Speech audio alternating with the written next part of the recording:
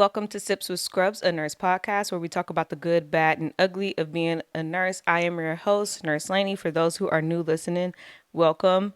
Are new watching, welcome, as we are available on YouTube. And then those who are watching on YouTube, we are available on Apple Podcasts, Spotify, and is it Google? This is something else. So, welcome you guys to today's episode. Today I'll be sipping on water. As those who could see on YouTube, I have like this little water jug. So it's 33 fluid ounces or 1,000 mLs. And they have like the little sections marked off on here. And I'm at I got two left to go before I'm at the bottom. So right now on my bottle it says I'm the CEO of H2O, period. But really, I want to drink this whole thing because I'm planning on getting crawfish later today, and y'all know that that's not, the best. Like, we got to overcompensate with the water because the crawfish is salty. So I really need to drink a couple of these today to offset that. But I told myself once I finish this, then I can go get my crawfish. So that's what we're trying to do throughout today's episode. I will be sipping on this. For those who are watching and listen, whatever y'all want to do, pour up a glass, water, tea, coffee, wine, cocktail, anything y'all want, and sip along with me throughout today's episode. So today, bad scrub. I said I was going to start giving little trigger warnings for bad scrubs because some of them are kind of graphic. Even for me, like, this one is kind of like, dang girl. And I think it's how they wrote the article. It's like very graphic. So this one does involve a child, baby at that. So if that's not your gig or if you can't handle that, then go ahead and skip this segment. I will have the segments marked off, time stamped. So if this ain't for you, go ahead and skip. If you are a true crime girly or boy, then stay tuned listening. But this is involving a child, a baby at that, like I said previously.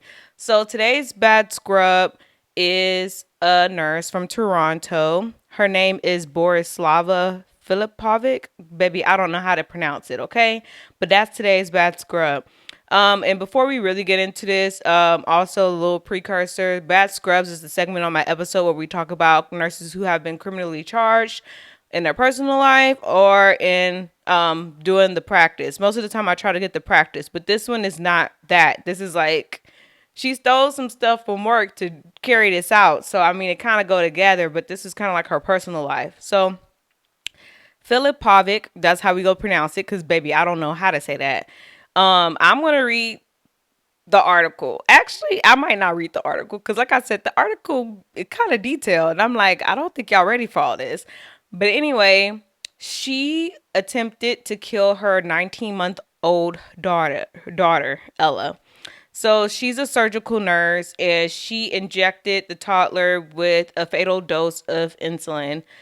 She did 9 puncture wounds, and bruises were found on the baby's body. So apparently the daughter would have died in June 12th, 2019, but a neighbor alerted the daughter's father, and I guess he was able to intervene. So the child actually did not die, but she did suffer irreversible brain damage, leaving her unable to control her own muscles, and she was unable to communicate beyond crying, requiring a feeding tube and enduring daily seizures and facing the near certainty of an early death, preceded by painful medical procedures. So that's what happened to this child because of the mother. Apparently, earlier in the year, a jury found Filipovic guilty of the attempted murder of Ella and Filipovic's own mother, Ivanka. On Tuesday of that week, I guess, that we're talking about, she would, Dunphy, I guess that's the judge, sentenced Filipovic to the maximum possible sentence of life in prison with no chance to apply for a parole for 10 years. The judge said the crime is almost indistinguishable from first-degree murder.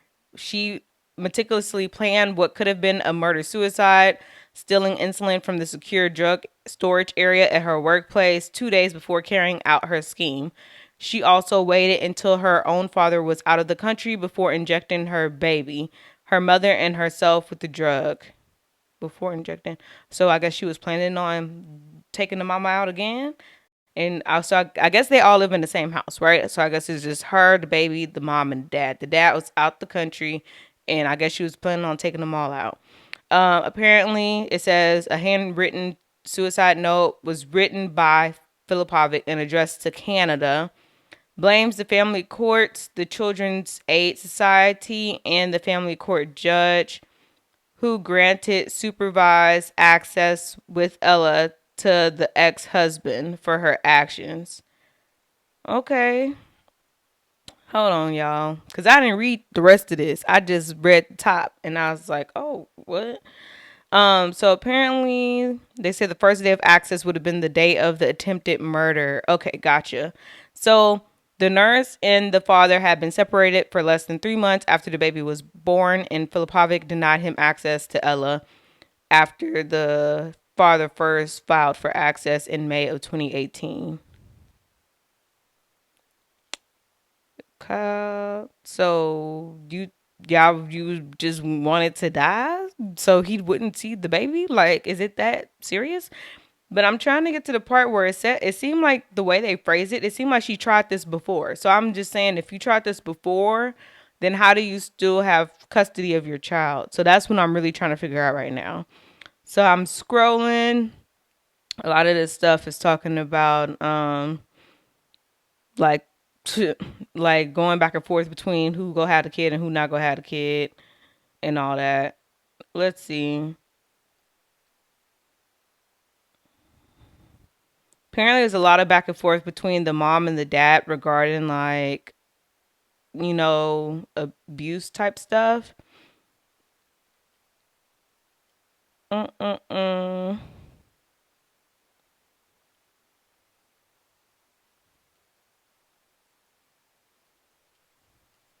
So they didn't ever reference that other part back. But it seemed to me like she's tried this before. Let me go back and read what. Okay. I'm thinking this is the same case. They're just saying earlier this year that they found her guilty of the attempted murder, but on that day she was sentenced to the life in prison with no chance to apply for parole. So I think that's what it was. I don't think it's two separate cases. That's what I just wanted to make sure, because I'm like, baby, how you got custody of your child if that's the case? But the way they phrased it could be kind of confusing depending on how you read it. But apparently, from how I take it, you know how they be like guilty, no guilty, or if this going to trial or whatever they do, and then later they actually sentence the person. I guess that's what they were referring to here. So basically, she did this because she didn't want the daddy to have custody. This is childish, bro. Like, how did we get to this extreme? Like, you couldn't at least like try to run away and like go to a different state or like country. Like, you just was gonna take y'all both out the game. All right, cool.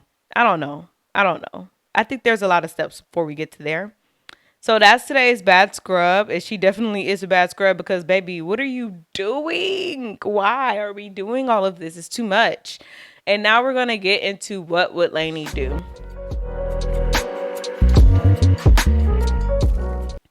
So today's what would Lainey do. The nurse says that my friend just tried to go from full-time to PRN and the hospital told her no.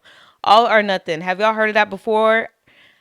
Yes, I have heard of that. That's the short answer. So sometimes with different units, they have like an allotted amount of employees they can have. Like they can have this many full time, they can have this many PRN or part time or whatever. So if they've already reached the cap on that, then I mean they can't hire anybody else as PRN basically. So that's how they could tell her no. If it's the unit, I'm pretty sure when they said the hospital told her no, I'm thinking it's the unit told her no.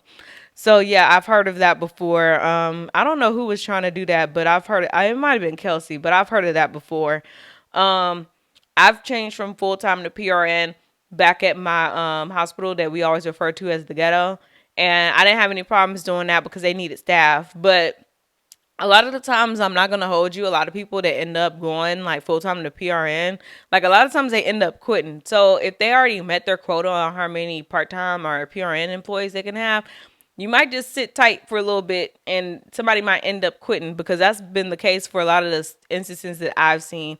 People will go PRN before like securing a job somewhere else, and then once they find out they really actually enjoy the job, then they quit the PRN job. Like I've done that before. I was working, what did I do?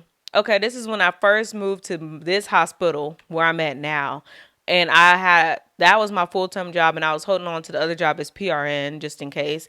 And then once I figured out I liked it, I mean, I still did keep another job, but I just switched that PRN to a different PRN job because there was an agency that was working at the hospital that I was PRN at. So I didn't really see the point of me being PRN at that hospital when I could be PRN for the agency that works there and make more money. So that's how I ended up doing that. But I've definitely see a lot of people end up quitting like after they're become PRN for a couple of months. So I mean, if you really want to stay on that unit, I probably just try to figure out my situation until that time comes. But if that's something that you have to like transition to now, then I guess you'll just have to apply for another job. But I think it's easier to go from PRN.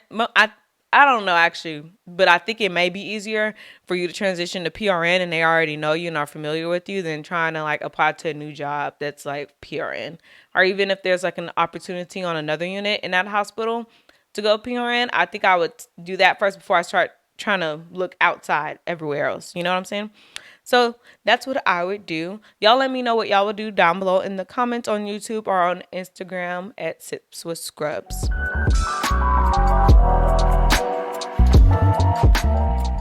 So today I wanted to talk with you guys about hustle culture. So that's kind of like the term that I'm coining it.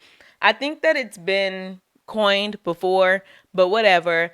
It's just the whole aspect of people having to work all the time, like hustle, hustle, like I'm grinding, like sleep is for when you die type of thing, like till the casket drop type stuff. You know what I'm saying? You know how they be like, oh, you know, like we not sleeping, we trying to get to the bag, like that whole mindset.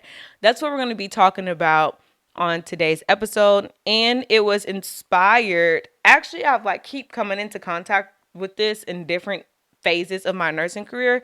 Like I've even been subjected to it. So I definitely wanted to talk about it because I'm like, why are we like this? And I think a combination of it is like being black, like the black culture. I feel like we are victims of that. And I also feel like it's American, like as Americans, we work like that. Like that's how we do. And then I also think it's a trend. So we're gonna touch bases on all of those. But backing up to the black thing first. Okay, so for my culture, y'all can see I'm black, right? I'm not mixed with nothing. I'm just black. And I talk about this a lot with my cousins and like people my age, because a lot of us are like becoming more spiritually aware. I feel like emotionally aware and like things of that nature. I feel like we're afforded that opportunity because of the work that our parents and the other generations put in for us. Is kind of going back, I think it's Maslow's hierarchy of needs, where it's like, especially for black people, because as y'all know, we were slaves, right? So I think that it definitely applies to us. And if you take a look at Maslow's hierarchy of needs, it's like the bottom is like safety type stuff. And then it's like the more up you go on the triangle, then like the furthest you get to self-actualization, I think is at the very top. So I feel like that's very evident in our culture for those who are black, that you could see like, I don't think that they could focus on other things because they were just trying to meet the basic needs at that time. So I feel like with each generation, like we went up the triangle, and I feel like finally we're kind of towards the self-actualization as a culture as a whole. Because like I said, we came from slaves, then you know, finally what, segregation and all that. Okay, now people, I mean, they were going to school, but it's not the same type of school, you know what I'm saying? And then people becoming educated, then people having to do hard labor to make ends meet, and then finally like maybe our parents, for those who are around my age, I'm 30, they were able to like look back at what their parents did, what they didn't like about what their parents did, and try to do new things, but also them having to work a lot to make ends meet. And I feel like in my generation, for a lot of my peers at least, I feel like we're like all college educated. If you didn't go to college, you're some type of entrepreneur, or you're some type of social media person, or a trade person, or something of the sort. So I feel like we're able to have the luxury to like kind of take look back on past generations. I feel like every generation is afforded that opportunity where they're able to look back. But with that being said, I feel like we're actually able to execute a lot of things that they may not have been able to at the time because of how society was and things of that nature. So I'm saying that to say I feel like hustle culture is a part of black culture because we did have to hustle in order to get to where we are now. Like people have to fight for everything that they have. And I feel like, of course, the fight's never over. Honestly, don't think we're ever all gonna be equal in I like the eyesight. I just don't think it's gonna be like that. I feel like we could continue to strive for it, but I feel like we're always gonna be deemed kind of less than as well as other minorities. I feel like it's gonna take a lot of years of undoing that, and then it's gonna like the world's gonna look completely different by the time it's all said and done.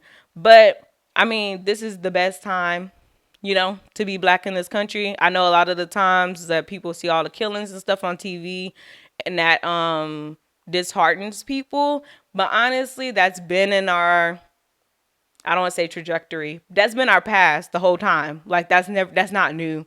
So us being able to put a public eye on it and publicize it and talk about it and things like that, and people are getting fired for being racist. Like it's a good time to be alive. Okay, that's what I feel. So like I said, I feel like hustling is like kind of synonymous with our culture because we always had to fight, and I feel like we're now getting to a place where in some areas we have to fight, but financially we might not have to fight as hard as our parents did. It might not have to look exactly the same.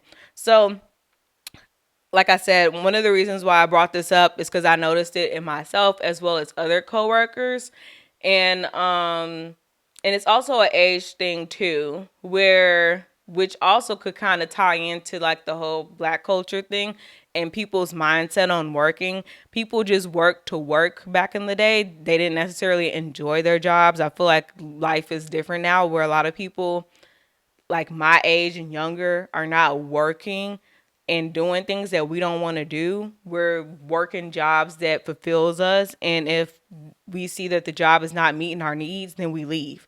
Whereas before in society, people stuck with whatever job they had, and then they just stayed loyal to them, whether the company treated them good or not. So this all kind of is integrated. So I keep going in and out because it's all interwoven. I think it's an age thing. I think it's a culture thing. I think it's an American thing. And then, like I said, now I think it's more of a trend for those who are still keeping to it that's like my age. Um, like I said, I identified with it because I found myself there before. I think when I first became a nurse, I didn't ever pick up for a long time when I first became a nurse because I didn't need money.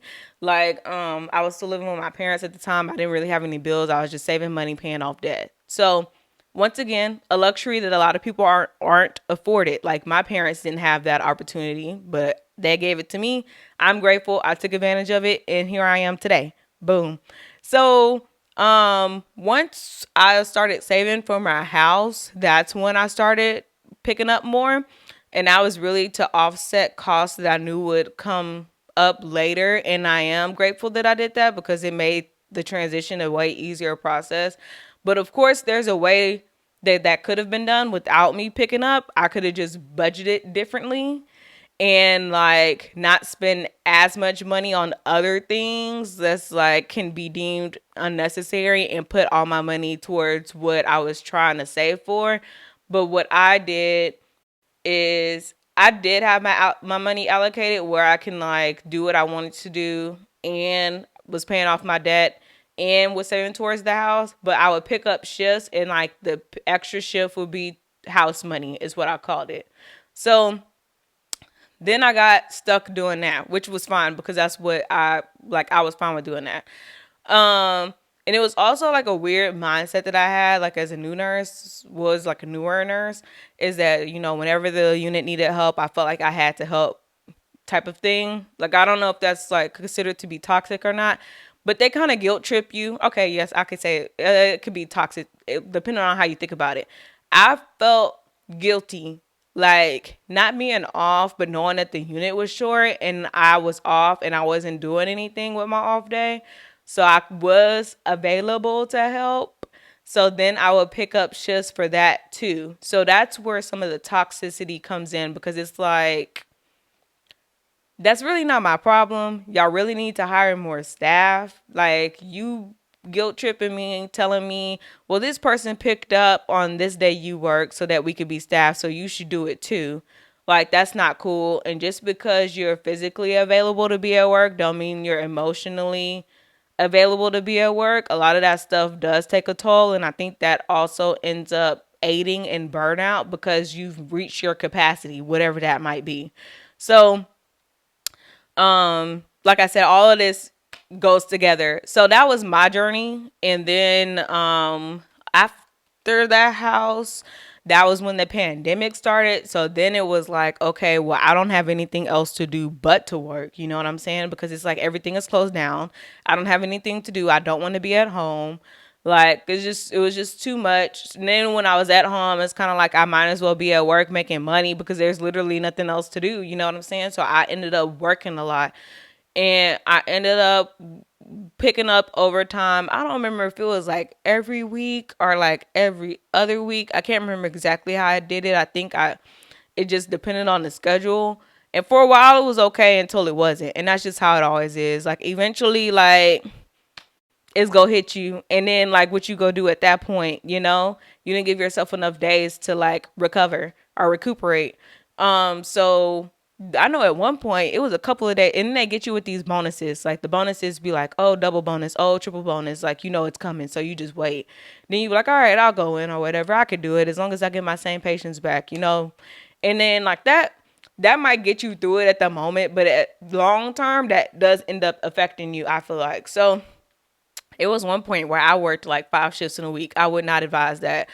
Um, so we're gonna get into like what I think about the whole thing, like my tips, or I guess you could say, our advice on the matter, in a bit. But that was my personal journey with it. I just feel like it wasn't like a healthy mindset to have, like me being guilt tripped or feeling guilty for not being there. It was sometimes where I felt like if I wasn't there, patients were gonna die. Like, it's just like really sick, right? So that's one aspect of it. Another aspect that made me want to talk about this topic was one of my coworkers. She's an older lady. Like, I think she might be 50 or something. She's definitely given like my parents' age. She was telling me, like, and she was proud of it too. I'm like, okay, like, I'm never doing that. Well, I won't ever say never, because you don't really know how life go do you, and then what you gonna have to do to like sustain a lifestyle. But she was telling me how she worked 5 shifts in a week for like 8 years. And I'm not even kidding. Like, I was just like, what do you mean for that length of time? How did you do that? Or why did you do it? And she said that she did it because she was paying for her kids' college, her daughter's college education, and her daughter's a nurse now too. And then she went to this private university, and it was a lot. So this is like a not a stereotypical, controversial topic with how much parents should help kids. And I'm not a parent yet, but I know in my head right now the mommy genes might take over, and I might want to do something else. But it's just not. I don't think, like, why are we doing all this? Like, I don't feel like she should be in a position where she's working 5 shifts a week for that many years in order to bankroll her child's education. I don't find anything wrong with people assisting their kids in order to get an education, but I'm like, she was doing it to the point where she wouldn't come out with any debt. And I'm like, no debt is not, I mean, some debt is not bad. Like, I think I had $40,000 in debt when I came out of school and was done with everything, and I paid it off. Now, granted, I do have like a good job where it pays a lot of money. So, but where this is the nurse podcast, right? So I'm not really talking about other people jobs, because some other people jobs, it might take them forever to pay off their debt. But with a nurse job, I paid my debt off. Well, I mean, it's already paid off. And I made it 5 years in March. So, I mean, I guess I paid it off like in 4 years or something like that, which I think it's perfectly fine. It didn't hinder my lifestyle any. Um, Y'all, I did pick up shifts, but I didn't necessarily have to. It was just taking me longer, but I calculated that all out or whatever when I finished school. But I feel like you working 5 shifts a week is excessive. Now, I think it'd be a little different if it was like 4 shifts a week or even like 4 shifts every other week. Okay. But I feel like at that point, you kind of putting yourself at a detriment, like doing all of that. Like, I don't feel like there's anything wrong with you telling your child, okay, I'm going to give support you this much up until your education, and the rest of it you're going to have to figure out. And that's not to say you can't be there to help them figure it out, you know? Like, it's not like you're going to abandon them, but I'm just like, that's a lot, especially if you got like multiple kids. Like, how many times are you going to be working 5 shifts a week? That's crazy. And then when I asked her about it, she said it was bedside nursing. So I'm like, you doing like work. You know what I'm saying? That's not like, no, you know, like job that doesn't require a lot of physical or emotional or mental, stimulation. That's a lot. So I was just like, girl, more power to you, because it's not gonna be me. And I'm sorry to say it, but it's not. At least I don't think it is. The only reason why I feel like I would be putting myself through that is like literally to keep the house lights on. It's not gonna be for that. I will work my butt off if like, and even then, we'd probably downsize first. We'll probably like sell this house and get a smaller house if that's what it takes, before like you having to consistently work that much. It's kind of like you not making enough for your means, or like you need to rebudget or something if you have to work that much to like keep your lifestyle. You know what I'm saying? So that's just how I feel about it. I know that's a little controversial topic, and I'm not a parent yet. So like I said, maybe my feelings would change. But for now, I think that's excessive, to be honest. I feel like I said, some type of compromise or some type of open conversation with your child. Like, okay, this is what I'm willing to do to help you get here. And I can help you figure out the rest of the way, but you're going to have to assist me. I can't do this all on my own. And that's, like I said, that's a lot, especially if you have multiple kids. But in her case, it kind of worked out well, because she said that her daughter ended up paying for her son's, like her brother, college education. So she paid it forward. But I mean, like she didn't have to do that. You know what I'm saying? So then what would you have done for your son if it was his turn to go to college? Like, you just go be working 5 shifts for however long they done. And like I said, it's not even like she was working 5 shifts for like 4 years, or you know what I'm saying? That's just too much to me. So y'all let me know what y'all think about that, because I know that topic comes up a lot with like parents helping their kids out and how much should they do and how much shouldn't they do. I feel like you should do as much as you feasibly can without putting yourself in jeopardy, like a burnout and other things. You know what I'm saying? Like, you still need to live your life too. That's a lot.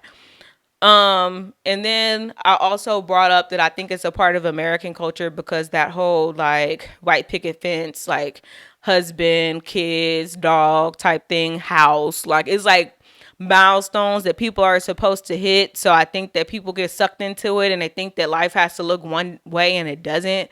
And I feel like also like that whole mentality of like, work hard while you're young, which I do understand, because it's like while you do have the mobility and like the brightness of your mind, okay, like go out and get it while you can, because when you're older you won't be able to.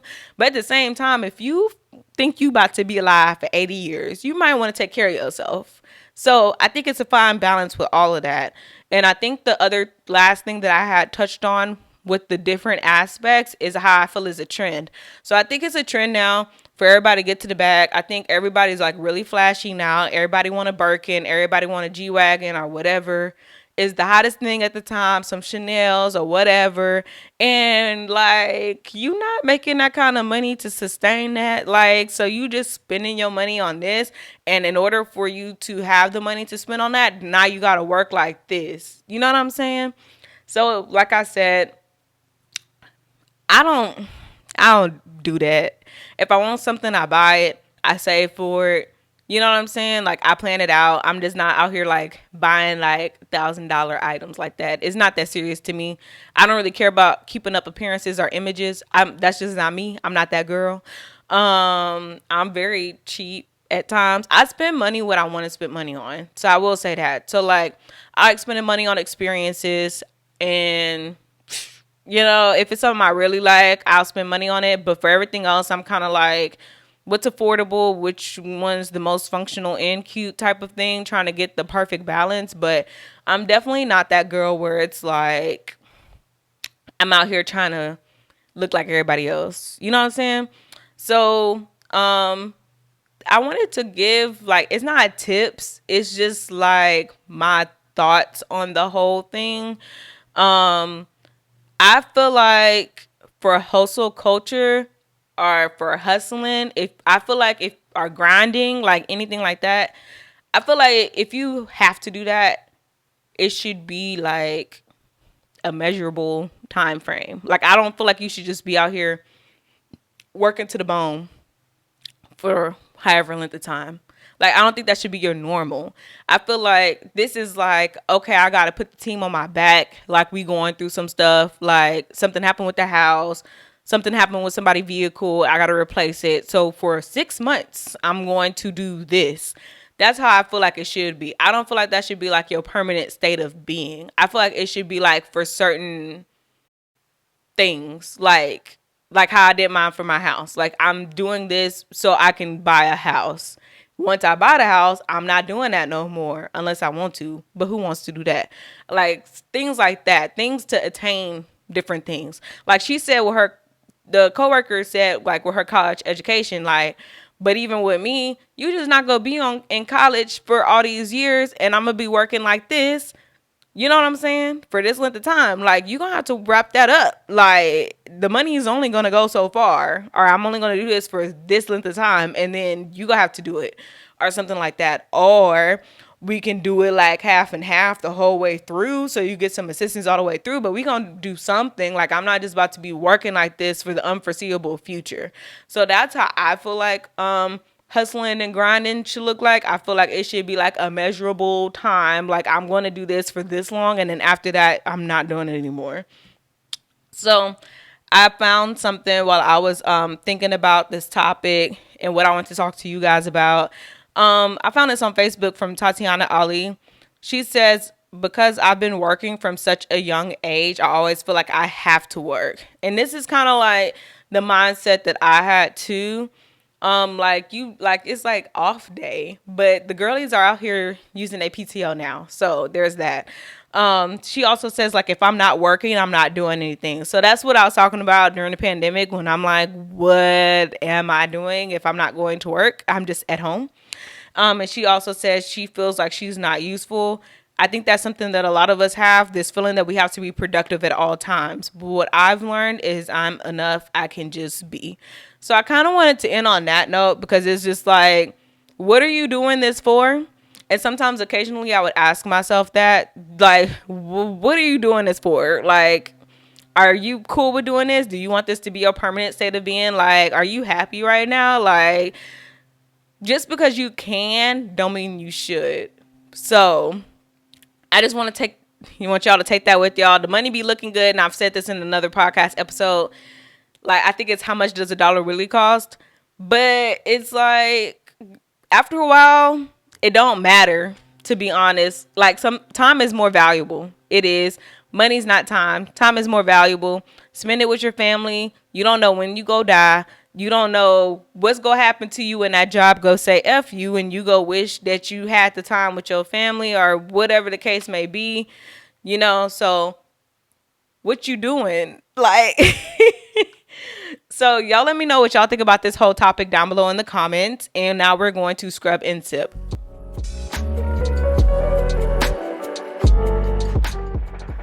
So today we are scrubbing the Texas Board of Nursing because they be playing about these licenses. And I didn't know that you had to renew this often.